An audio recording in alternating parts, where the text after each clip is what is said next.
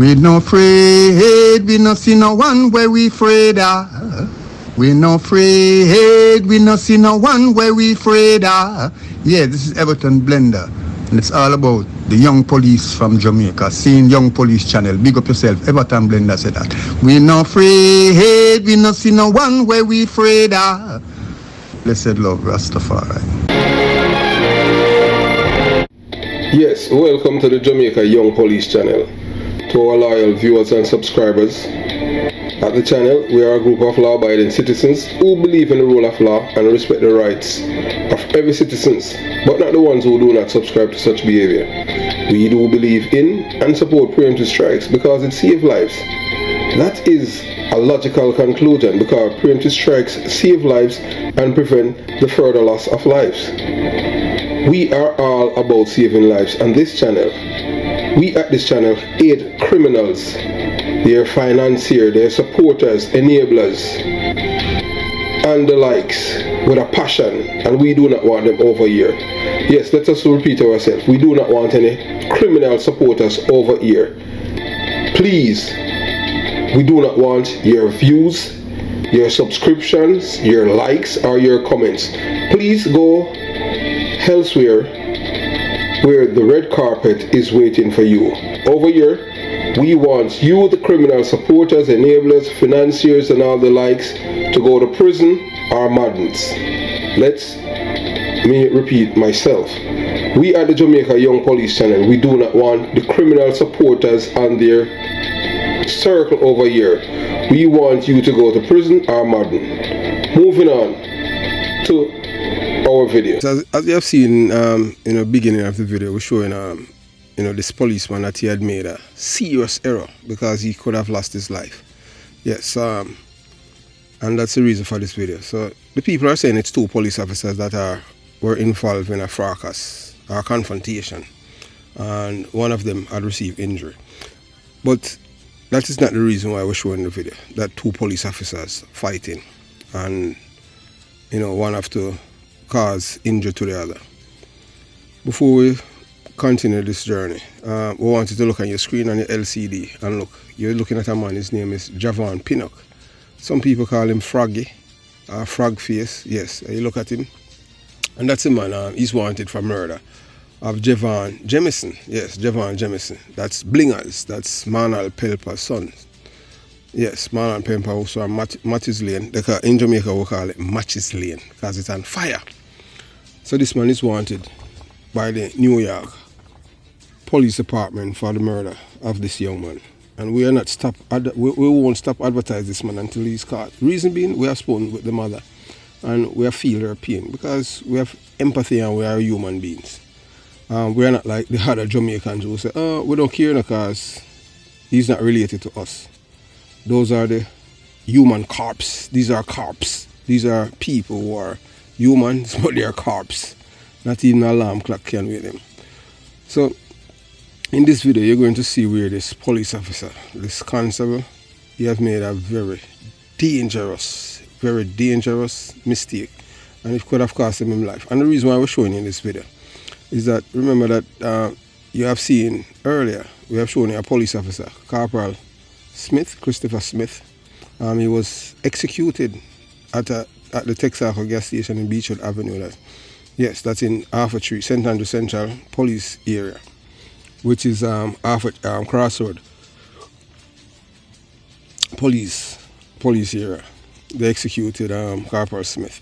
So you're gonna see where this policeman, basically it seemed like he's alone out there and corresponding with this motorist. The man, we did not hear in which they said that the man identified himself as a police officer and the vehicle was in this road. For some reason or the other, I don't think that the constable handled the situation appropriately when he told the man to let's go over the station because the vehicle was in the road. Maybe there was some other way that he could have dealt with it, because not because you're a police officer give you the right to obstruct traffic. And in the same breath, the situation could have been dealt with totally different, because you can say that it's like a traffic jam or something like that on the street.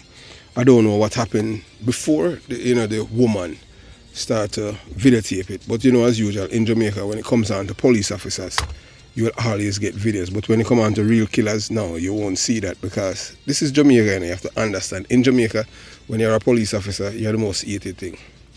So we're showing you that police officer safety in Jamaica are growing concern. So in light of the escalating dangers in Jamaica, as of December 24, police officers, whether in uniform or plain clothes, must exercise heightened vigilance in every interaction with the public. The volatile and often unpredictable environment makes it imperative that officers maintain situational awareness at all times, particularly when engaging with suspects or individuals claiming to be law enforcement personnel. They might claim to be police officers. A crucial rule for survival: never under any circumstances turn your back on a suspect, regardless of their appearance, demeanor, or professional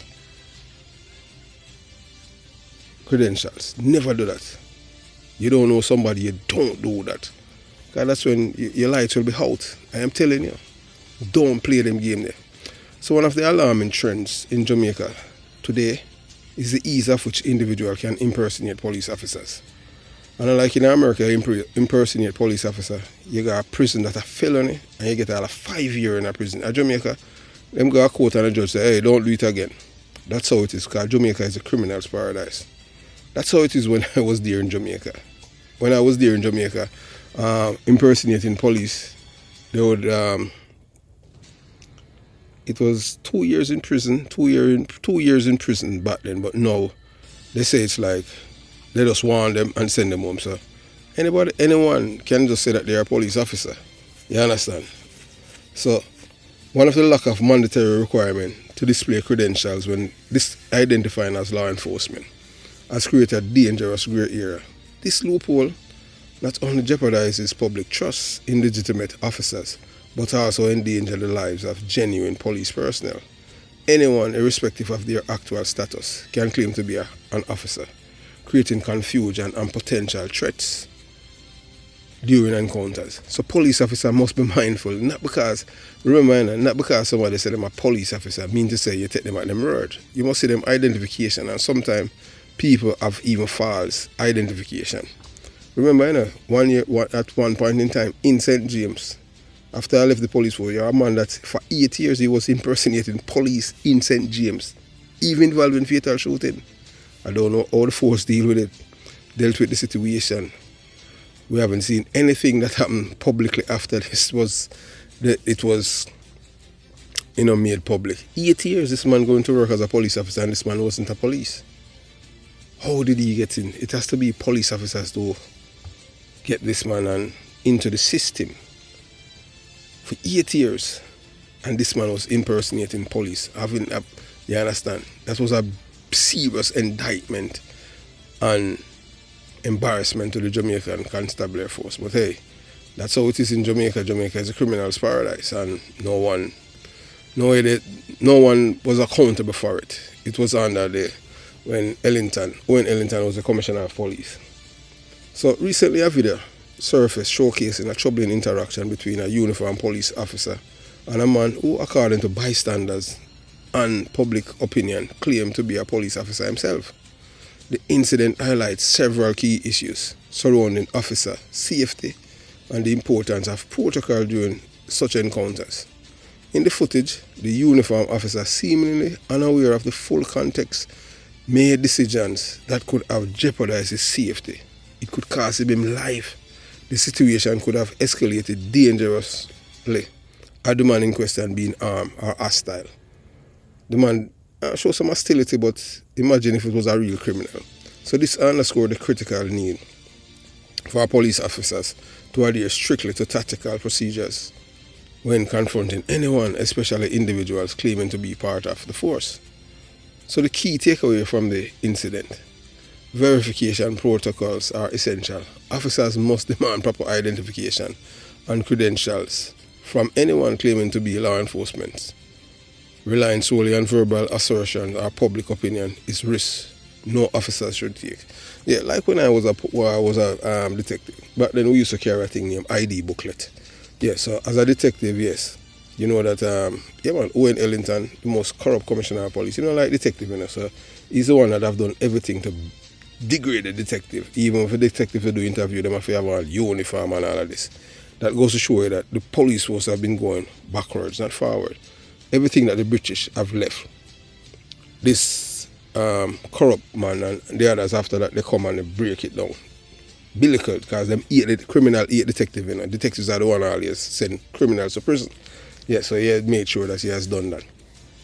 And what happened is that now, back then as a detective, you know, your identification booklet would have been plain clothes. So, you know, and then you have to use something now to protect, because the thing is that now the material that they use to make the ID booklet, then after a while the booklet will tear up, or you know, the ID picture and all kind of thing, and it takes like forever for you to get a replacement ID as a detective. So what there were some people that you would get, and they would use like masking, use some form of protective adhesive plastic to protect your ID, so you have it for years. So that was my ID. As for me, you know, because I was on the street all years, you know, running down criminals and all these things, I don't normally travel with my ID because I was well known. When you're a street detective, you're well known. So, you know, I would travel between St. Andrew South and the Kingston metropolitan area and St. Catherine, and yeah, that's it. So, and everywhere, police always know me. So I didn't have any problem to take my ID. I don't know how it is now, because detectives are not out there as they should be. That's why the crime rate is at this level.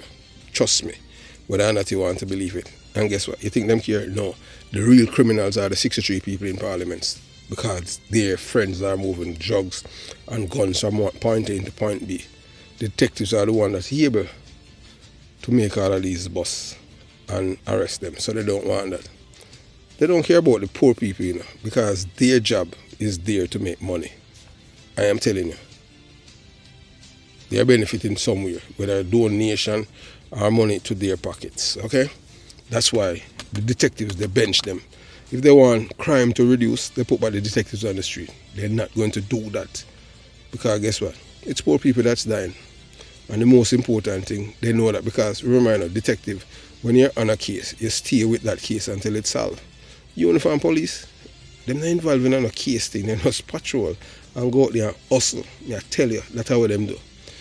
Most of these officers, like the way you call them OST, as a detective say, they are only special thieves. Yes, only special thieves. These are police officers, island-wide, all them do is block store, rob people and all kind of thing. Uniform police, like some squad thing. People as them just leave training school, that's how like with the police them. You know, most of them, you know, them work. So that's what them have. And it's not working. It's garbage. You understand? So then that's why the police them leave training school. Most of them came and write a statement. Don't even know if to write a bad word statement. And them have them on the street patrolling and shooting people. And some of them are in a problem, I tell you that. Anyway, so we continue the journey. Moving on. So 2, maintain tactical awareness. Turning one's back on a suspect, regardless of perceived threats or social cues, is a grave mistake. Officers should always position themselves to monitor the suspect's movement and body language. When you turn your back to somebody, them can't do anything. So I don't know what this policeman was doing. And this could be another dead cop. Another dead cop. If this man, if he was a criminal, we tell us I'm a police too, you know. I tell you that, you know. Yes. I know a guy, when I talk about what really happened and them things, he used to profess to people, say, I'm a police. And I understand, and people tell about him and 1 and 2 little things. And you understand? It's just that. Always have a matic, just like police gonna Browning, and he wasn't a police, criminal. Dressed like detective and all of that. Him understand some lingo, but he wasn't. He was a criminal. You understand? I just say it so. Always remember, public perception can be misleading. Crowds often influence encounters, sometimes incorrectly identify individuals or projecting their assumptions. Police officers must rely on training, evidence, and personal judgment rather than succumbing to public narratives. The public, remember, said they are not your friend. Them not like you, because you're police. Preparedness in high-risk scenario. The unpredictability of confrontations with suspects demands that officers remain prepared for any eventuality. This includes being equipped mentally and physically to de-escalate or defend against potential threats. Then you have a thing when you a call for policy and training reform. The incident served on a wake-up call for all law enforcement officers in Jamaica to implement more stringent protocols for officers' identification and safety. This includes developing and enforcing standardized processes for verifying police credentials during encounters, enhancing officers' training to focus on situational awareness and tactical decisions, making in high-stress scenario, providing better equipment and resources to ensure officers are adequately protected, especially in hostile environment. As tension and risk continue to rise, it is paramount that police officers in Jamaica prioritize their safety without compromising their duty to protect and serve.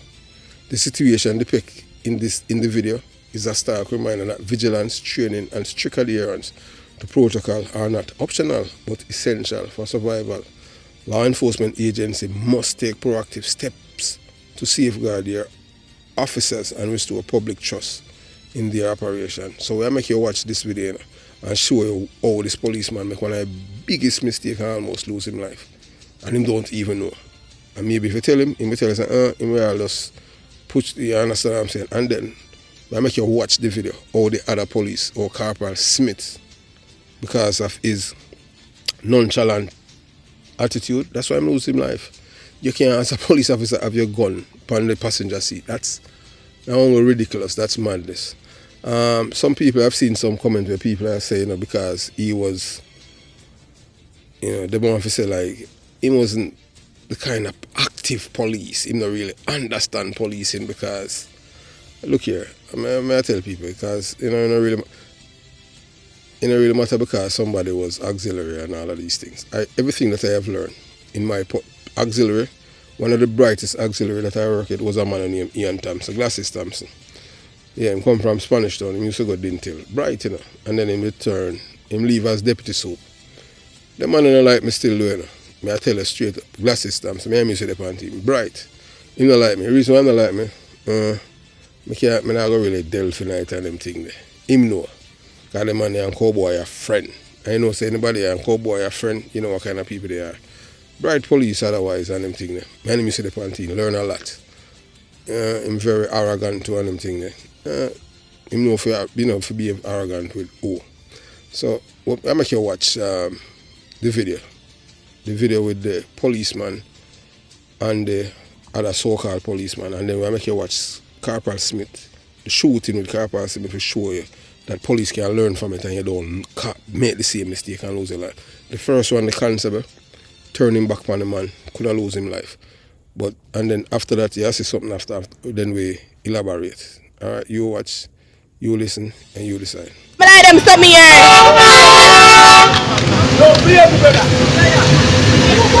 But I them stop me here. Wonder why I'm a video, man. But I say I'm looking stop me here. But I say stop me here.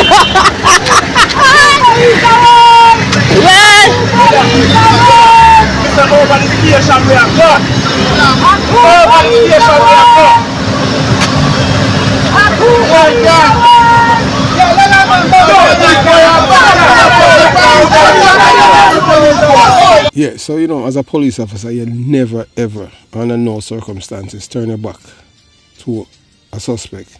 In the volatile climate of law enforcement today, particularly in Jamaica, one mistake can cost an officer their life. The case you are, that I am referring to, highlight and all too familiar, yet often ignore rule of policing: never turn your back on a suspect. This is not just a recommendation, but a fundamental rule that every officer should be drilled in during training. When the constable turned his back and walked away, he unknowingly placed himself in a position where his life could have been taken in an instant. The motorists in this case are the perfect opportunity to strike, potentially shooting the officer in the back of the head, seriously injuring or killing him. It is a horrifying scene.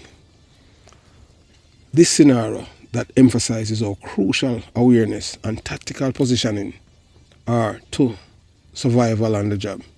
First rule of officer safety. The first rule of law enforcement is simple. Never, under any circumstances, turn your back on a suspect, even if you believe the situation is under control or the individual appear harmless. This can be a fatal mistake. Criminals, or even those pretending to be police officers, can be unpredictable. This is why every officer, whether in uniform or plainclothes, must maintain constant vigilance. It's all about survival. You have to go home. You understand? So who's teaching these cops in Jamaica? This brings us to a very important question. Who's teaching these cops? It is alarming that basic life training, saving principles like situational awareness are not consistently reinforced in training programs. Are officers being properly mentored by senior officers with real world experience? Are they receiving insufficient or outdated instructions? Law enforcement training must adapt to the reality of the job, especially in an environment as dangerous as Jamaica's urban centers. Remember, in Jamaica, all of these degree police officers, they don't have no experience in policing. Yes, and I'm telling you, most of these degree police officers, they don't have no experience. I can tell you, a degree police officer one day on an operation with us, and trust me, the men them 7 times, we were trading bullets and them thing there. The degree police, I drop and lit now a zinc fence in the garrison. We're not going to elaborate on that. So turning your back on a suspect, even for a moment, can result in a dire consequences. Police officers must remember that they are often dealing with people who may not what they appear to be, and any loss of focus can have deadly outcomes. One lapse in concentration, like walking away from a suspect without maintaining control of the situation, can cost not only the officer's life, but also create opportunities for criminals to strike.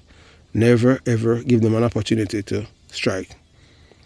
Training programs must include regular drills that focus on tactical position in vigilance and situation control. Officers need to be taught to remain engaged with the suspect at all times, even when they believe the encounter is over. Basic things like holding a suspect's hands in view, maintaining a line of sight, and checking the surrounding environment for threats are non-negotiable parts of the officer's safety. A call for better mentorship and leadership. At the core of this issue is leadership. The senior officers who are supposed to guide younger recruits must model best practices and ensure that these rules are instilled from day one. If officers are not being taught the fundamentals of safety and survival, they will inevitably make avoidable mistakes that could endanger their lives. The tragic potential consequences of turning your back on a suspect cannot be overstated. Law enforcement agencies in Jamaica must ensure that all officers, both new and experienced, are adequately trained to protect themselves and the public. No officer should ever feel so complacent that they neglect the basic rule. Never turning their back on a suspect. It's a mistake that should never be repeated. So police officer, those of you who know this cop, just make sure you make him watch a video. Because we don't want to see no more police officer guard the departure lounge. You understand? Because we don't like that. Them think they hurt. So we continue the journey.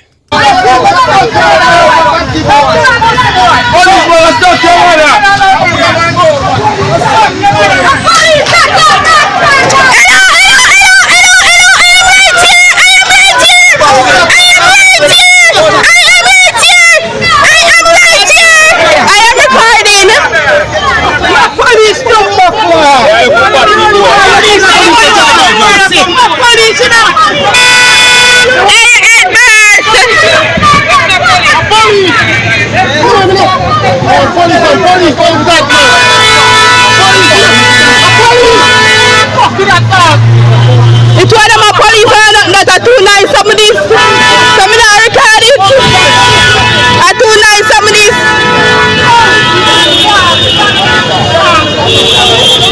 I too nice some of these to one of my police.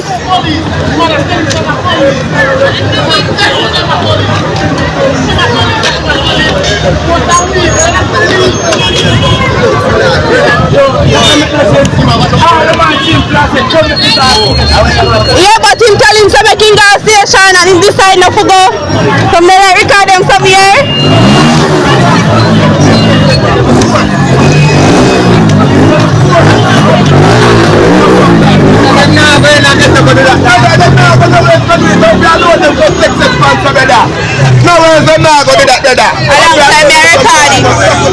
A long time I record it.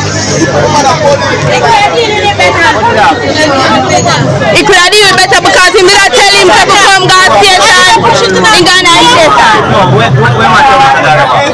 No, I think he didn't come in here so. He was talking about him coming here so. So him telling him to come out and read my jolty key outside when he mash it up.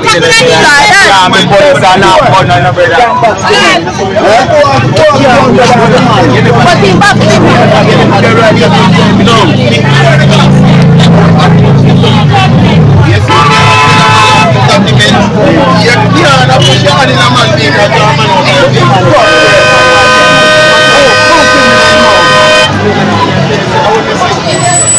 no, I'm keen that I tell you to mash up the road and start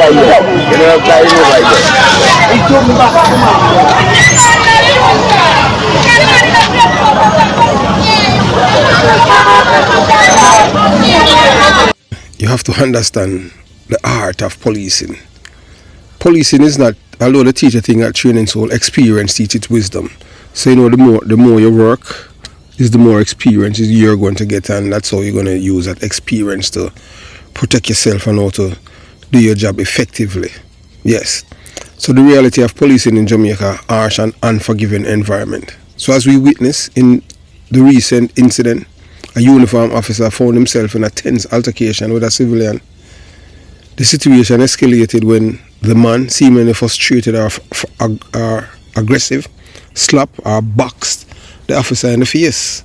In response, the officer defended himself, as any officer is trained to do when confronted with physical aggression. However, the aftermath of this encounter left many questions unanswered, particularly regarding an injury that was reported. We heard conflicting reports that someone sustained a wound to the end, but it remained unclear whether it was the man in the plainclothes or the uniformed cop who was injured. This uncertainty only adds to the chaotic nature of the situation and the dangers law enforcement officers face every day in Jamaica. In Jamaica, law enforcement officers often find themselves in situations where their authorities question or their actions are met with hostility. We can't tell you, Jamaica is en route to become 80. Whether or not you want to believe it, we don't see any letting up where the environment for policing is conducive, especially like when I was a young police officer in the late 80s. As a young police officer in the late 80s, yes, as a young police officer, I could command even 50 people to help me to do my work, and they would. That was in the 80s. That was when the most hated man was Prime Minister. You think Andrew Wallace can do that? No. As bad as thing be with Michael Manley then, as at the time Michael Manley was there was no opposition. But even when there were opposition, they would never try. Michael Manley, in his time when Edward Tiaga and he had never emboldened the criminals as we have seen this man from Britain done. Yes, telling people to ignore the laws of Jamaica, telling squatters that they have rights in Westmoreland and Hanover and all kind of things. This white man, that's why I need to go back to him country. We don't want him in Jamaica. He's not Jamaican. And the Jamaican people, them need to demonstrate against him. This is where the labor, them need to get the people, them to demonstrate against him. Go by PMP or pipe and demonstrate, them to lock him up. In Jamaica, law enforcement officers often find themselves in a situation. Them authority question and their action is met with hostility. The reality is that as a cop in Jamaica, you are really afforded the benefit of the doubt. whether in uniform or plain clothes, the officer is often placed in an enviable position of trying to enforce the law in an environment that is not always conducive to respect for authority. In many instances, you are the one who ends up receiving the end of aggression or backlash, regardless of the situation's context. The phrase, "you will always get the shitty end of the stick," rings painfully true for many officers working in the challenging and often hostile environment of Jamaica. I tell the young police officer, if you can't leave, leave. You're better off. The best of Jamaica is behind us. Best of Jamaica is behind us. If the best is ahead, it may be for the next 40 years. We can see that this Prime Minister try, because they try through the school. What they have to do in a school is to start teaching about human rights and make them know about the respect of you harming somebody else. That have to be taught in a school. That's the first thing. You have to teach. So if you hit somebody, you violate them human rights. So that have to teach in a school.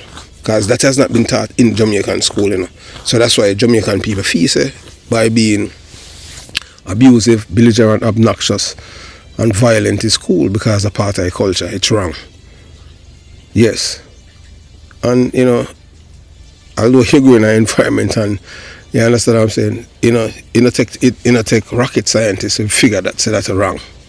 As law enforcement officers, you are the one who must take the brunt of public anger, whether it's dealing with frustrated citizens, resisting criminals, or being blamed for systemic failures that are beyond your control. This harsh reality can create a sense of isolation and frustration, knowing that despite your best efforts to serve and protect, you are often the one who face the consequences of other people's actions. The complexity of self-defense and officer's safety. In case of the altercation we are discussing, the officer's response was likely a split-second decision to defend himself against an unexpected physical threat. I don't see the policeman with no button. I don't know if they make a button no more. In my days as young police officer, that is something you get from training school. Yes, before you go to your initial posts. So you left training school with your handcuff, your button and all of these things, and your pocketbook. Your pocketbook was like a station diary, so anything when you write in it, they might say a gospel. I don't, all of them things they just phase out. Them not have them, come and notice the police ain't on the button. So what they must use is subdue people, shoot them. That's madness. The button, as in America them call it nightstick. So when someone strike you, particularly in a volatile environment, like the one faced by Jamaican police officers, the instinct to defend yourself is natural, but defending yourself as a police officer isn't just about responding to an immediate threat. It's about doing so in a way that maintains control of the situation without escalating it further. However, this incident serves as a reminder of the fine line officers must walk in their daily duties. The use of force is always a delicate decision, one that can have significant consequences, especially in an environment where public opinion can easily sway.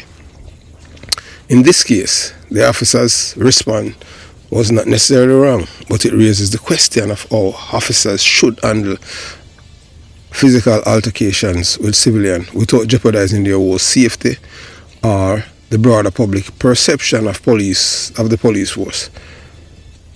Another important aspect of this situation is the uncertainty surrounding the head injury. We don't know whether it was the officer or the man in the plain clothes who sustained the wound. This ambiguity further complicates the situation as it opens the door for conflicting narratives and potential misinformation. In such a high-stakes encounter, clear communication is crucial, both on the part of the officers involved and in public understanding of what transpired. If the officer was injured, it raises question about how well he was able to defend himself under the circumstances, and if the man in plain clothes was the one injured, it added another layer of complexity to the encounter. The public's perception of the incident can quickly become clouded by incomplete or inaccurate information, and this highlights the importance of thorough investigation and proper documentation following any officer's encounter. So being a police officer in Jamaica is not just a physical is not just physically dangerous, it's emotionally taxing as well. Trust me, I want a more stressing job. That's why most police officers, after them retire, most of them don't even live that in 5 years after them dead. May I tell you, Jamaican police, yes, them don't live long, 5 years. Some of them live more than that, but most of them will live more than that. I like, we want them to retire from them a soup upwards. Yeah. In Jamaica, our police officers are subjected to verbal abuse, physical confrontation, and the weight of societal pressure. The constant stress of trying to do the right thing while navigating a landscape where public opinion can be easily swayed by outside forces can take a heavy toll on an officer's mental well-being. Officers know that regardless of the situations, detail, they may end up being blamed for things beyond their control. The broader systemic issues within the country often come to a head during these confrontations, leaving officers feeling unsupported by the very institutions they serve. In a country where gang violence, political instability, and a lack of resources complicate policing, the pressure on officers is immense. It is not just about enforcing the law, it's about doing so on a condition that can feel hostile and where the outcome is often unpredictable. Ultimately, this incident underscored the harsh realities of policing in Jamaica. Officers are asked to navigate a world full of challenges where they may face hostility from citizens, danger from criminals, and a lack of public support as officers strive to maintain order and uphold the law. They are too often caught in the crossfire of a society that doesn't always appreciate the work they do. This case serves as a stark reminder that law enforcement in Jamaica requires more than just physical training. It demands resilience, strategy thinking, and emotional fortitude. The officers who are asked to keep the peace in such a volatile environment deserve more than support, understanding, and most importantly, effective training to help them survive and thrive in their roles. Until those who are in charge recognize and address the systemic issue that plague law enforcement, officers will continue to bear the brunt of societal frustration.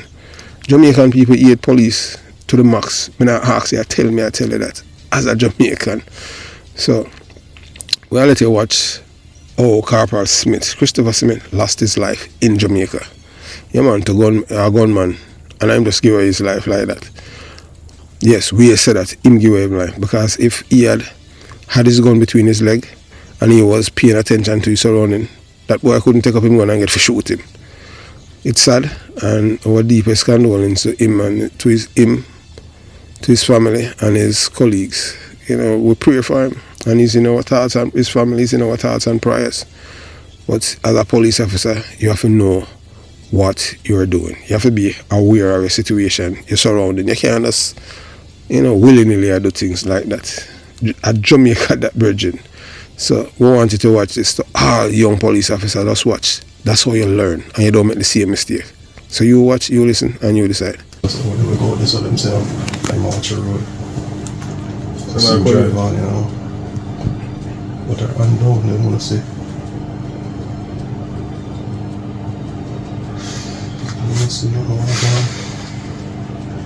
Cha, Jesus Christ, with you. See them. Watch him, man. You know, see the boy that walk with Watch the man clean as day that you don't see that. See them pull the dope on him. Meet them, see them. Shit. See them grab it up. See him grab the gun in my fan. Grab it. See, zoom out, see if you can catch a plate. Zoom out. See if you can catch a plate. Zoom out. You see a boy around come from whenever they get in the tree. I know when I tree. See that. Might have to take it from another. Give me another camera and see if we can get that now. Alright, exit camera there. Time at 22:50. Alright, I think we can take one line. Every time I watch this video, man, I tell you my heart aches me to see how this policeman just give away my life just like that. Right in Christmas. This man should be home right now, and that boy is supposed to be in the departure lounge. But carelessness, nonchalant complacency, and him feel say, nobody not gonna do me nothing. That's what happened to some police officer. You have to remember, say you're police at all times. It is just a sad situation. So just hope this is a learning moment for all police officers, young and old in Jamaica. I know them. This is supposed to be a part of the curriculum at the Jamaica the National Police College. Yeah, National Police College or Jamaica. I don't remember that. Yeah, the National Police College over there by Twickenham Park. You know, the PMP, they like nothing to do with America, but they love America, huh? Yeah, it was the Jamaica Police Academy. It was, that was the name that was given to it by when Ronald Reagan was president. Yeah, man, the PMP, them hate America so much that them changed it, yeah, man. Owen Ellington, one of them. So, it's just sad that we, witness, what is happening in Jamaica today. So have yourself a beautiful day. Jamaica Young Police Channel out.